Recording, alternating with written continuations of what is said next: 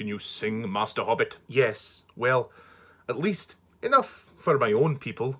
Why should your songs be unfit for my halls? Come, audition. Sing me a song.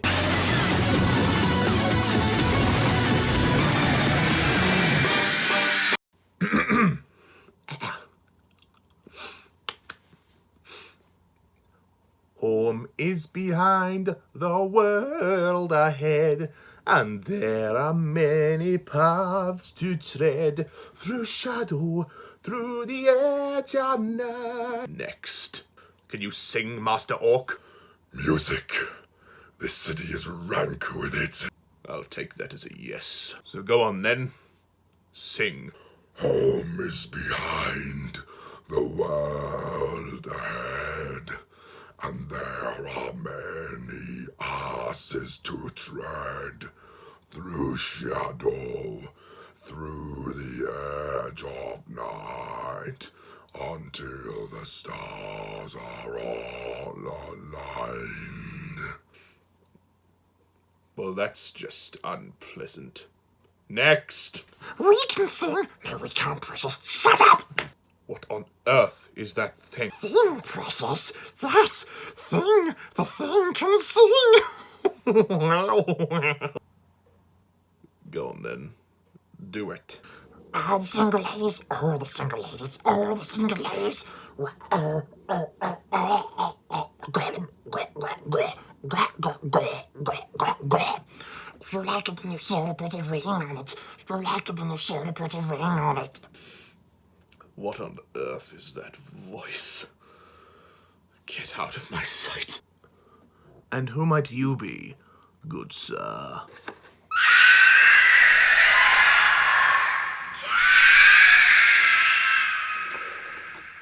Oh, my ears! I can't hear myself think. Get out! Oh, God. If it were up to Faramir, I would have shut this down by now. Is it him sending all these people in? Oh, bring in the next man. I am no man. Gah! What can you see on the horizon?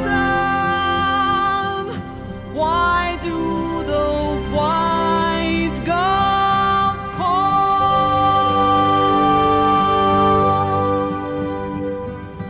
across the sea?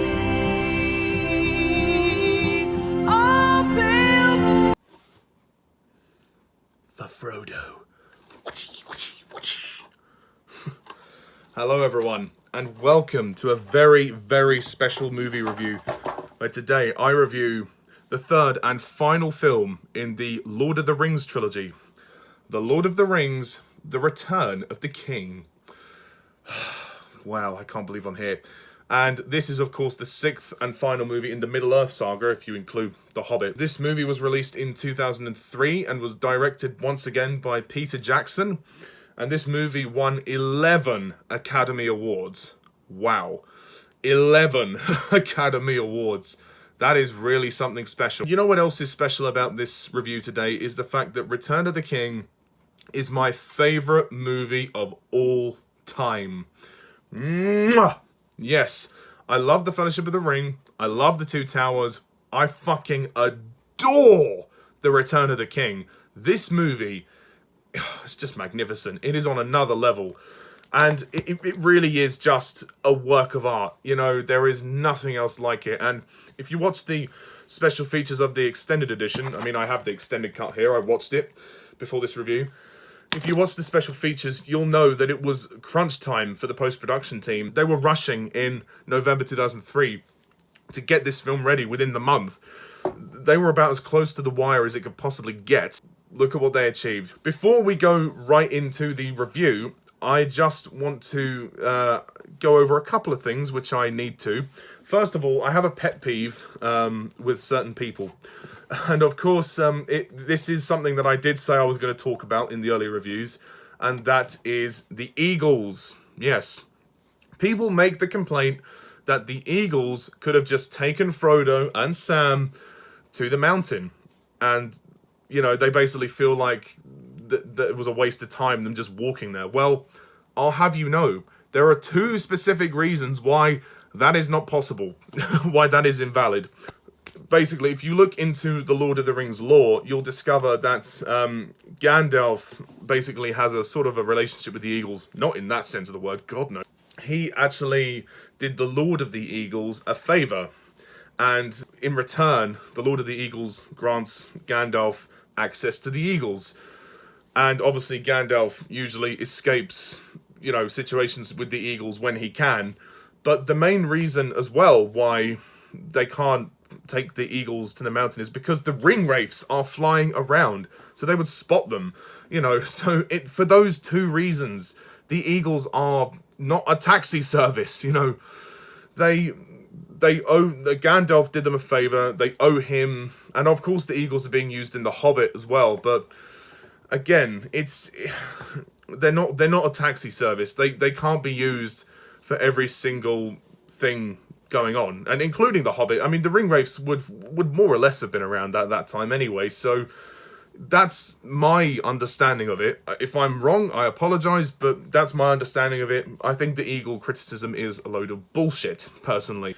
And moving on from that, I also forgot to mention Boromir. I haven't spoken much about Boromir in these reviews. I think I touched on him briefly in The Two Towers, but in the Fellowship of the Ring review, I forgot to mention him, which is kind of crucial, really, because he is one of the main characters in that film, and I really liked his character arc in that film, and it was a real shame. I mean, he was a man that fell from grace because of the power of the ring, and he tried to take it from Frodo, and then Frodo managed to resist it, and then Boromir died a hero because he saved Merry and Pippin. He redeemed himself. So I like his character arc, and it is a shame to see him die.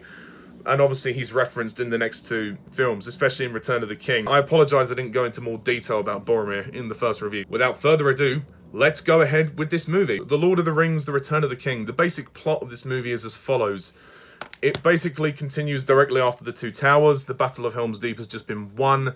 Frodo, Sam and Gollum are continuing their quest to go to Mordor. However, Gollum has ulterior motives, and he is basically trying to split Frodo and Sam up in order to achieve what he wants. And he knows that the ring is taking a hold of Frodo, so Gollum begins to manipulate the 2 of them quite, harshly, really. He tries to take the ring from Frodo. Meanwhile, we've got Aragorn, Legolas, Gimli, Gandalf and the Rohirrim. They receive a warning from this device called the Palantir, which is Saruman's seeing stone, that, Sauron is going to send his armies to attack Minas Tirith, which is the capital city of men, of Gondor. So Gandalf takes Pippin with him to Minas Tirith, and they help fight the battle at Minas Tirith. And the Rohirrim also have to join the fight as well. Meanwhile, Aragorn, Legolas and Gimli go to recruit an army of the dead with a new reforged sword, which was the sword that was broken in the prologue of Fellowship of the Ring. Aragorn really has to accept his responsibilities by this point and really become the king. Obviously, the title is The Return of the King. So, yeah, that's it. And basically from there, it is the final battle.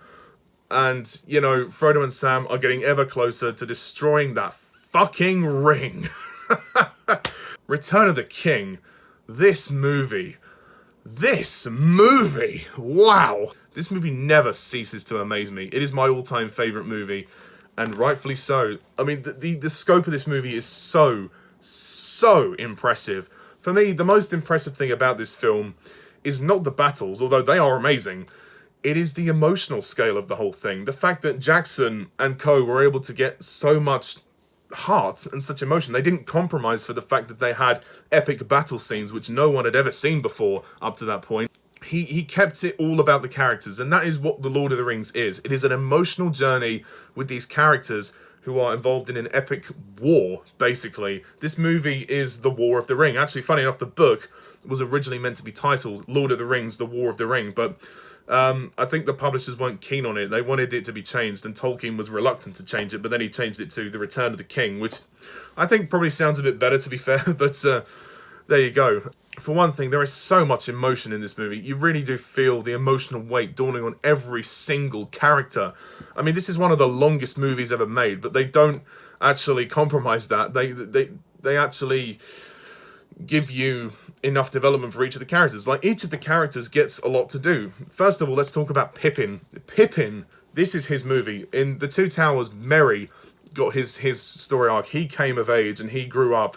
In Return of the King, Pippin grows up and he really matures and he really sees what's happening in front of him. He can see what Denethor is really like, and he can see the weight of the darkness emerging on the world. So this is Pippin's coming of age story, and it's Billy Boyd's best performance of the trilogy. It really is, and he does a great job. And there's a brilliant moment where he sings that incredible song, Edge of Night, which is just beautiful. It's very haunting. It's a great moment where he sees Denethor eating, and the way it's edited is so good, when it's intercut with the soldiers and Faramir trying to retake Osgiliath, and Denethor's crunching the bone, he's chewing the tomato, which then drips down his chin, which resembles the blood, and he's eating the chicken, and it's so haunting. And the fact that they cut the sound out when the riders are approaching, and then you just hear the arrows fire, and it's so beautiful, and it's so haunting. It really enhances the emotion of the scene, because originally there wasn't going to be a song in that scene, but apparently Philippa Boyens, one of the writers,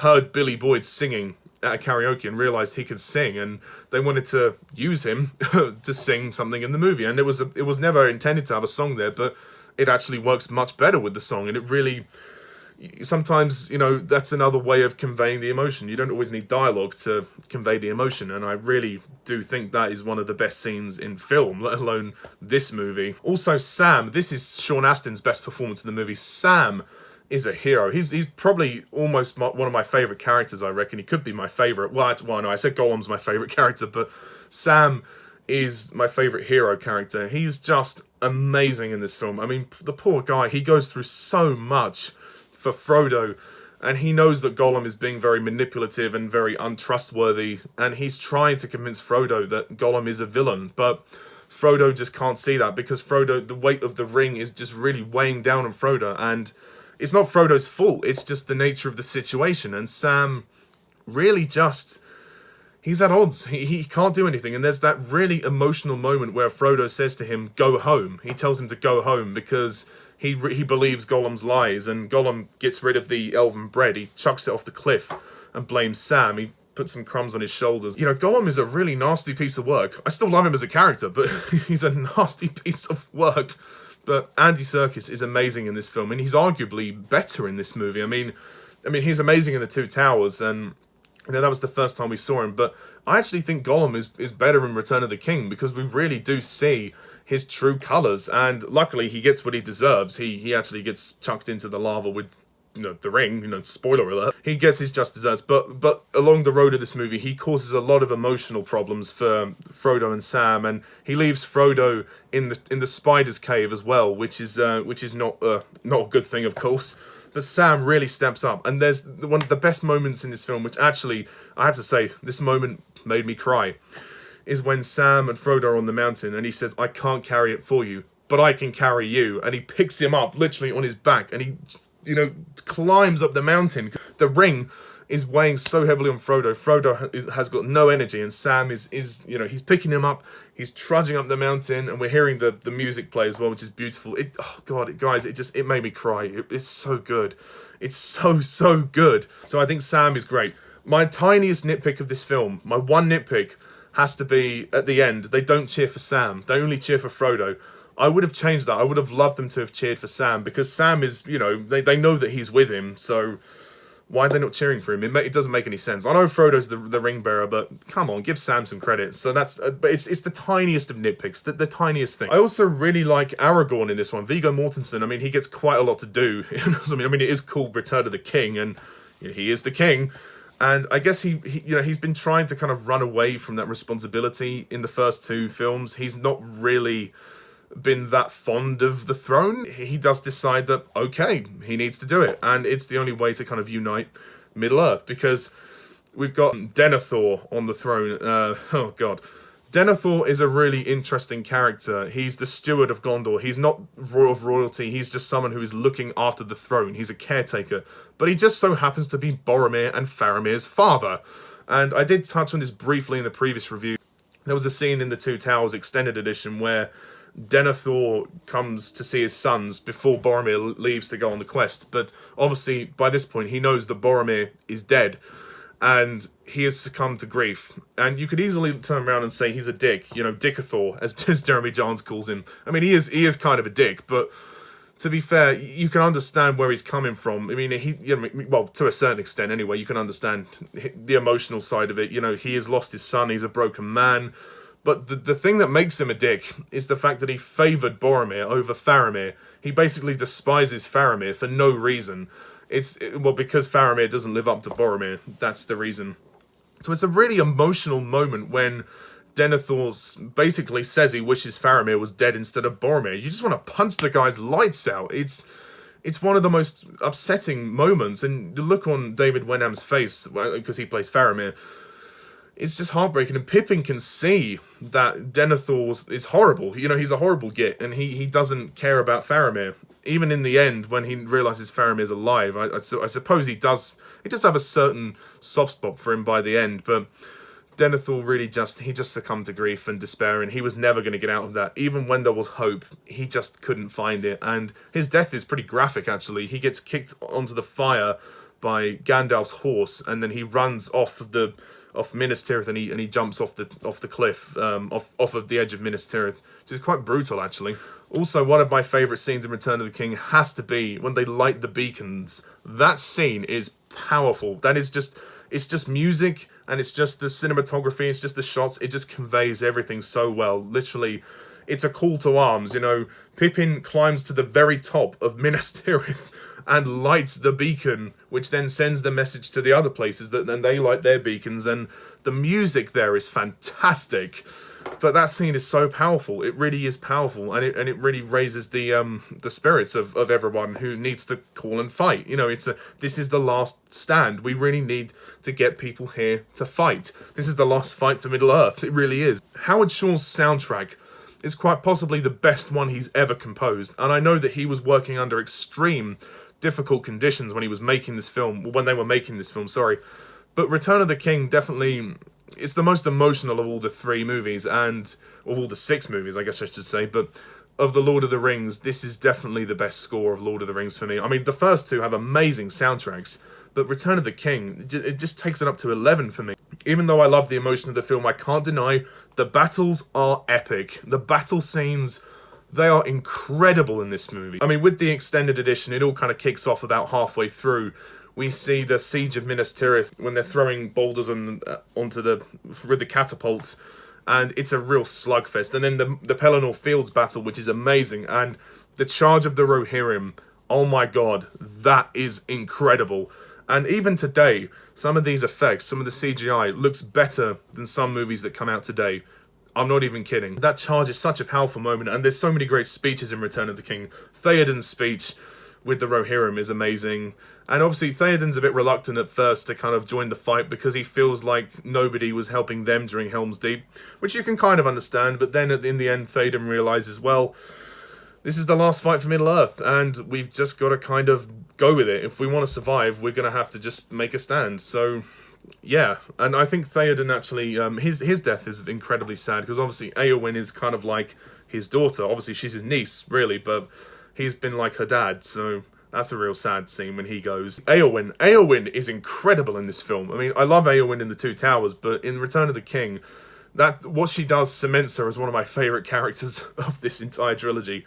When she fights the Witch King, that is incredible. And then when she kills him, when he says, "No man can kill me," and she says, "I am no man," and stabs him right in the face.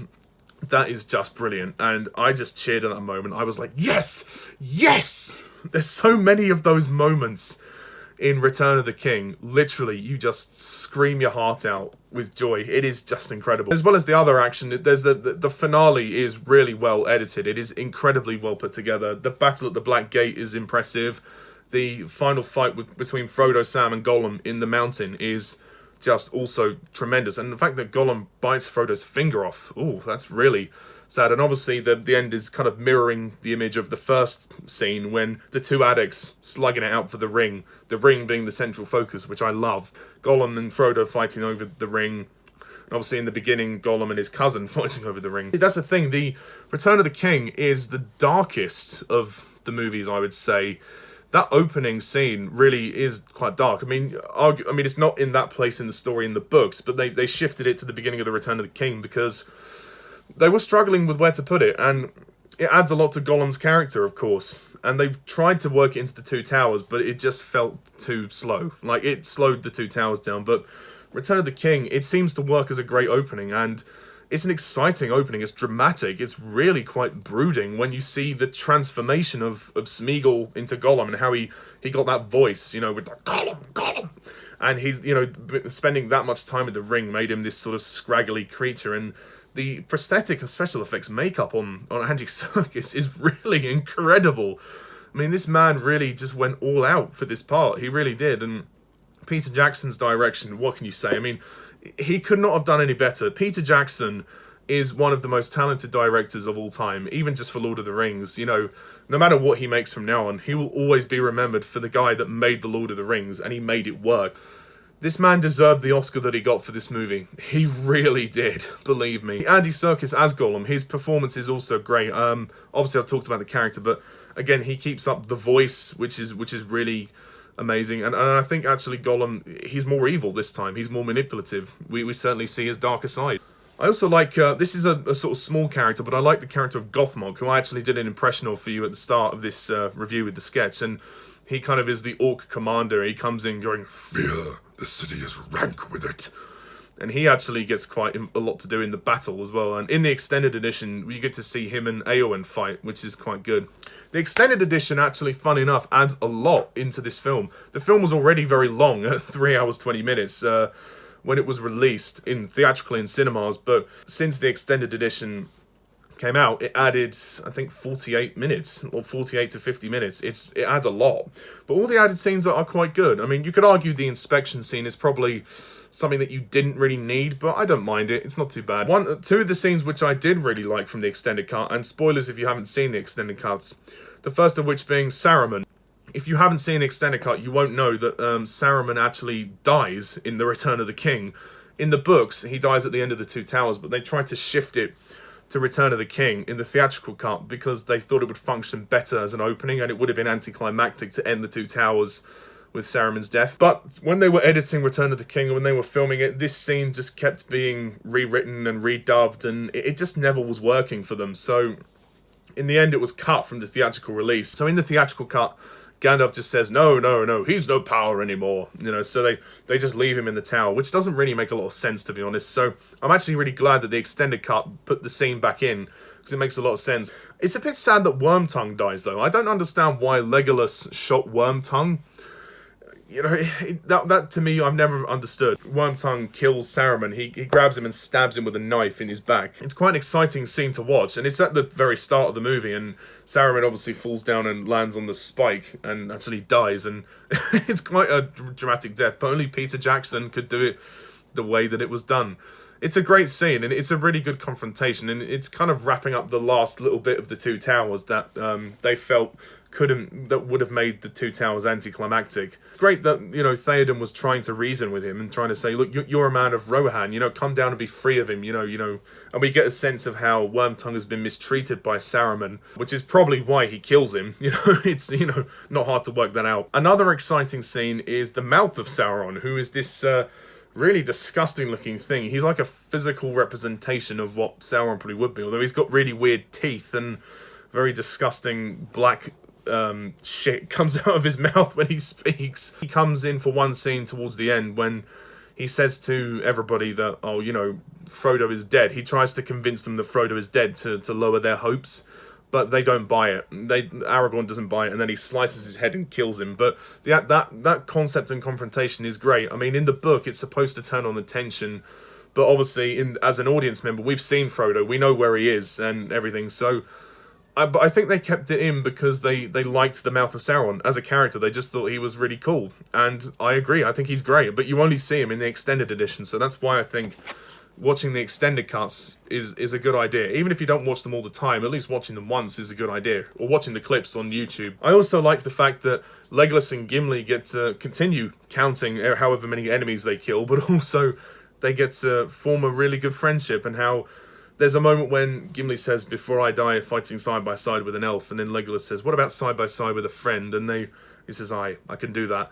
So it's really nice to see that to the dwarves and the elves are basically united now. I mean, Legolas and Gimli have become best friends, and it really is something special, you know. The ending of the movie is being criticised for being overlong, but I don't mind it. I mean, the fact is, there was so much to tie up. It's a massive story, and how else could you have done it? I mean, I've never quite seen it as multiple endings, and Jackson himself has said he only kind of sees it as two endings, like with Aragorn and Arwen, obviously. You kind of have to pay homage to that, because that is really, you know, that relationship needed to sort of get together, and obviously Frodo is the central character, so his ending is the most important, and obviously the last scene with the Grey Havens is incredibly emotional and just really satisfying to watch, and you know, your heart breaks for Frodo, because think about it this way, Frodo has severe PTSD after that experience and of carrying the ring and everything, and knowing that he's never gonna be able to get over it is very sad, but he chooses to pass on with Bilbo to the Undying Lands. And seeing Bilbo at the end is great, because obviously it makes you, with the Hobbit movies, it makes you appreciate this ending a bit more.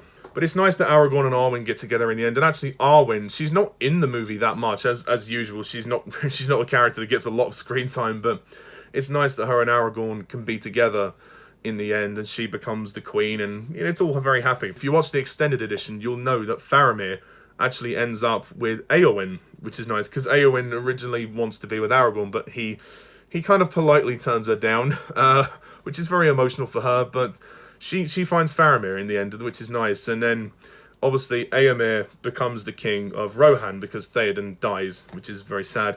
Obviously Éomer doesn't get too much to do in this one, but generally every character gets his or her moment to shine. But of course I have to mention Ian McKellan as Gandalf. You know, Ian McKellan is just fantastic in this role. He really is. I do prefer Gandalf the Grey, but I do love Gandalf the White.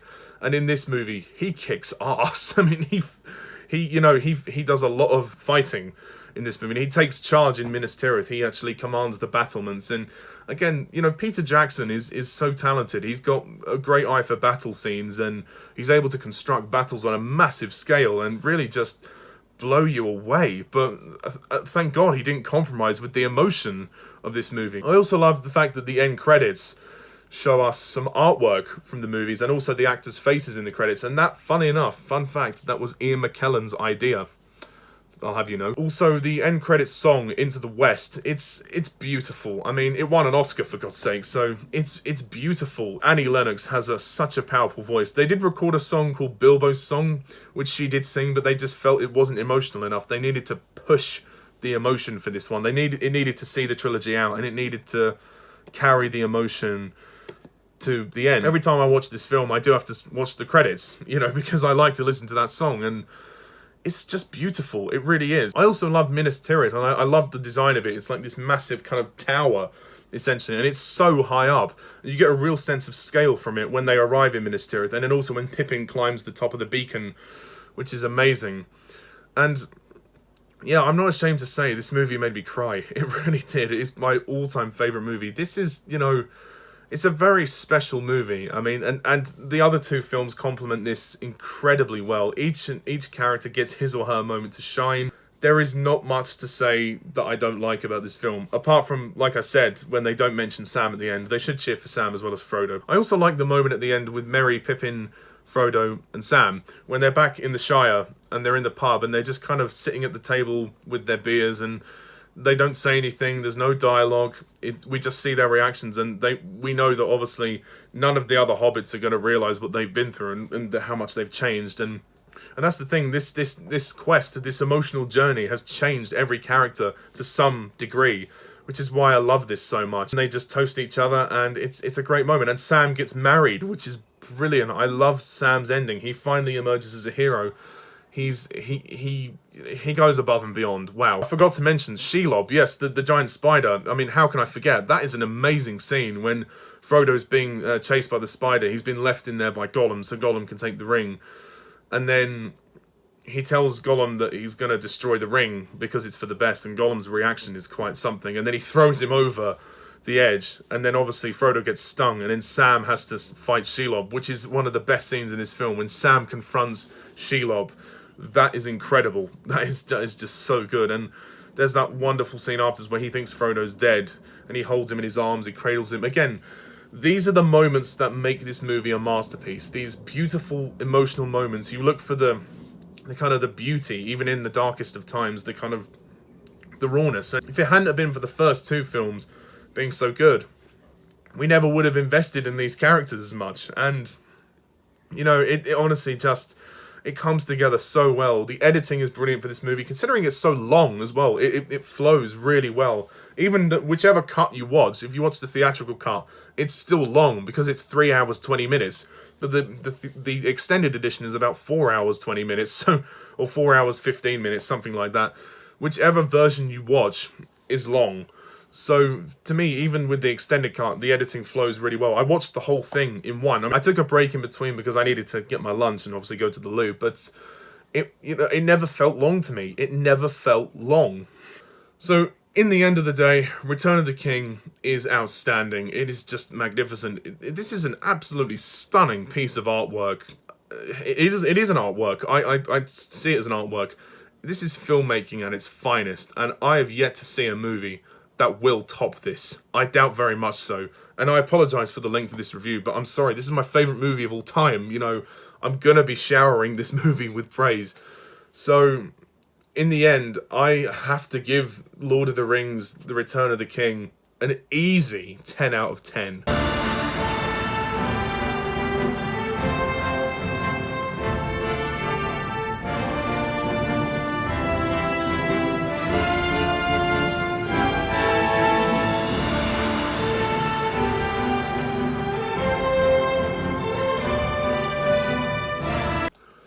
It was a 10 out of 10 in the first 10 minutes, basically, but after that, the movie just floored me. It is just so good, and very little films have come after this that have been on the same level or have impressed me as much. Wow, but the whole trilogy is just fantastic, and you know, I wouldn't change it for the world. Peter Jackson is a genius, and Tolkien is a genius for writing this story, but the filmmakers could not have done any better. So, that's pretty much it, folks. I can't really say too much more, otherwise I'm going to run out of breath, and my mouth's getting dry, so I need a drink. But thank you very much for watching this review of my all-time favourite movie, The Lord of the Rings, The Return of the King. So please comment down below, let me know what you think of Return of the King, and which is your favourite Lord of the Rings movie.